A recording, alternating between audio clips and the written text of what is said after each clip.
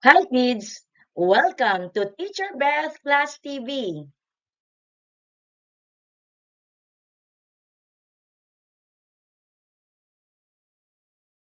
Ngayon ay tatalakayin natin ang mga hugis o shapes sa salitang Ingles. Sa araling ito, iyong matutukoy ang iba't ibang hugis ng mga larawan. Handa ka na ba? Pagmasdan mo ang larawan. Taglay nito ang iba-ibang hugis.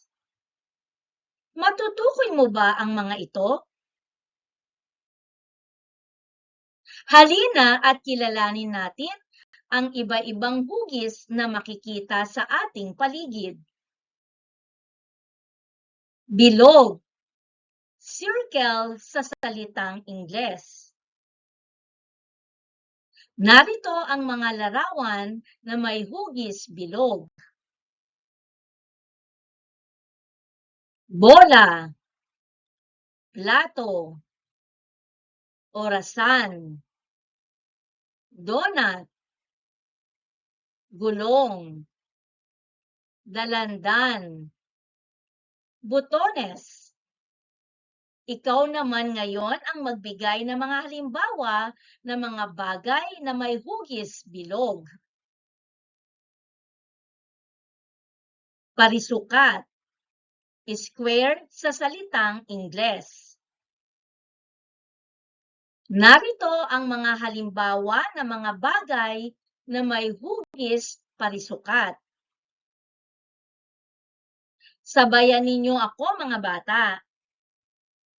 Panyo, orasan, unan, bintana, mesa, salamin, biskwit, kwadro, tatsulok sa salitang Ingles ay triangle. Narito ang ilan sa mga larawan na may hugis tatsulok. Maaari mo akong sabayan sa pagbanggit ng mga pangalan na may hugis tatsulok. Keso, hanger, cake, pizza, tent, party hat, cone, pakwan, parihaba, rectangle sa salitang Ingles. Narito ang mga halimbawa ng mga larawan na may hugis parihaba. Telebisyon, pisara, pintuan, pera, gusali, kama, sobre. May alam ka ba bang mga bagay na may hugis parihaba? Bilohaba, oval sa salitang Ingles. Narito ang mga larawan na may hugis bilohaba. Maaari ninyo akong sabayan sa pagtukoy sa kanilang mga pangalan. Pinya, talong, itlog, football, avocado, papaya, salamin. Hugis puso o heart shape sa salitang Ingles. Narito ang mga halimbawa ng mga bagay na may hugis puso. Strawberry, tsokolate, pendant, hikaw, cake, lobo. Bituin o tala, star shape sa salitang Ingles. Sabayan ninyo akong tukuyin ang mga pangalan ng mga larawang may hugis bituin. Hikaw, bituin, parol, magic wand, starfish, diamante, diamond sa salitang Ingles. Narito ang mga larawan na may hugis diamante. Sabayan ninyo ako mga bata. Saranggola, hikaw, karatula, singsing. Muli, narito ang mga hugis. Bilog, parisukat, tatsulok, parihaba, bilohaba, puso, bituin, diamante.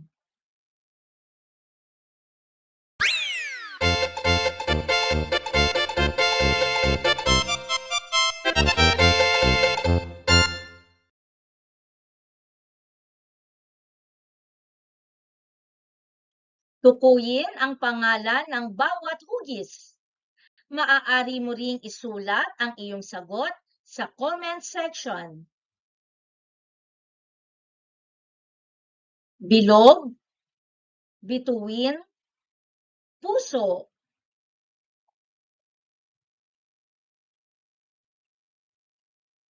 Ang hugis ay bilog.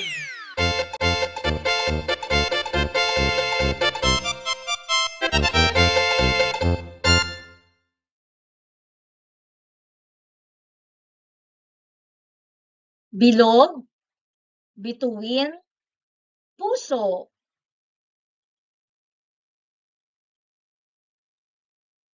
Ang hugis ay puso.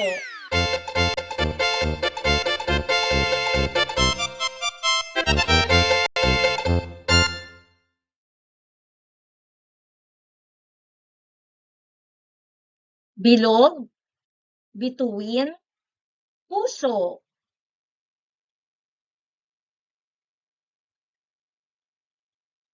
Ang hugis ay bituin.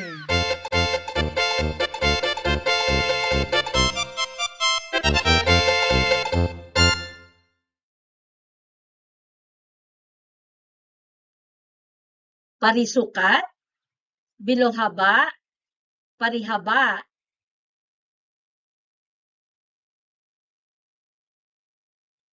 Ang hugis ay bilohaba.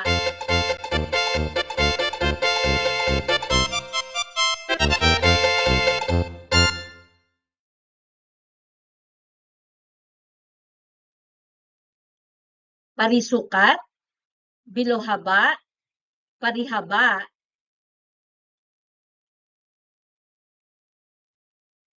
Ang hugis ay parisukat.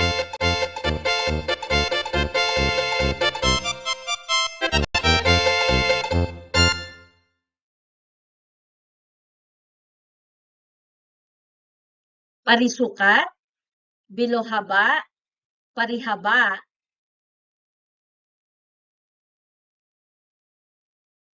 Ang hugis ay parihaba.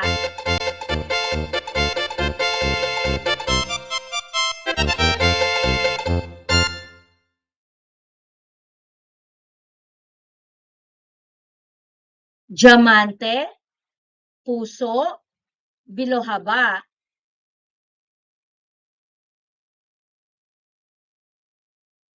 Ang hugis ay diamante.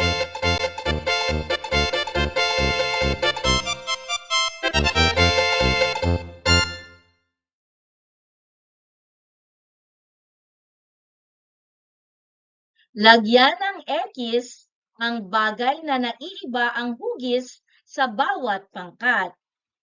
Maaari mo ring isulat ang iyong sagot sa comment section.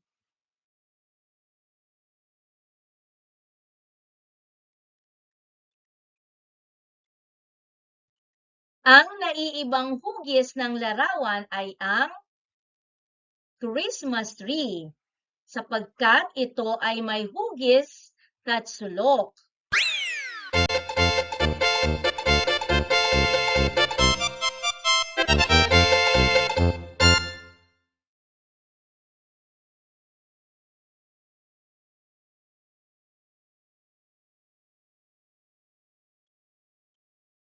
Ang larawang naiiba ang hugis ay ang papel, sapagkat ang tatlong larawan ay hugis at sulok.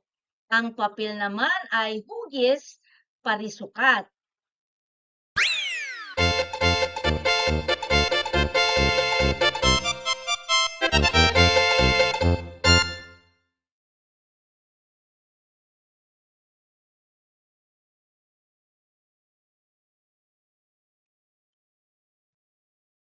Ang larawang naiiba ang hugis ay ang may hugis puso.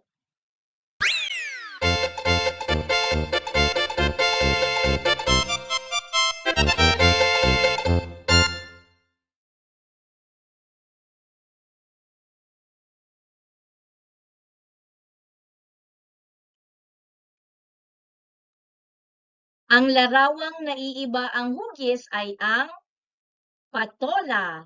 Ito ay may hugis binuhaba. Ang tatlong larawan ay may hugis parihaba.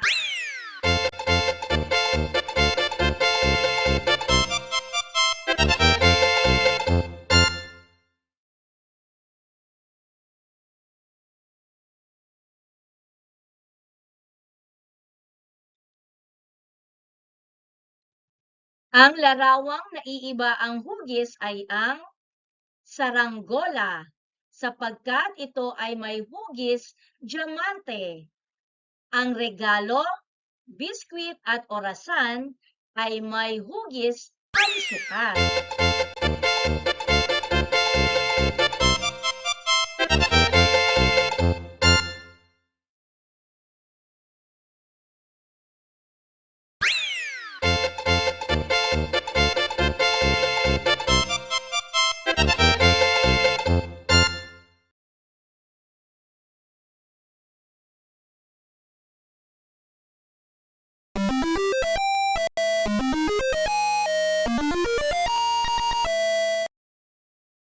Thank you for joining me.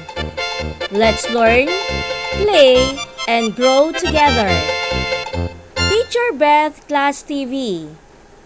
Subscribe, like, and share. Thank you.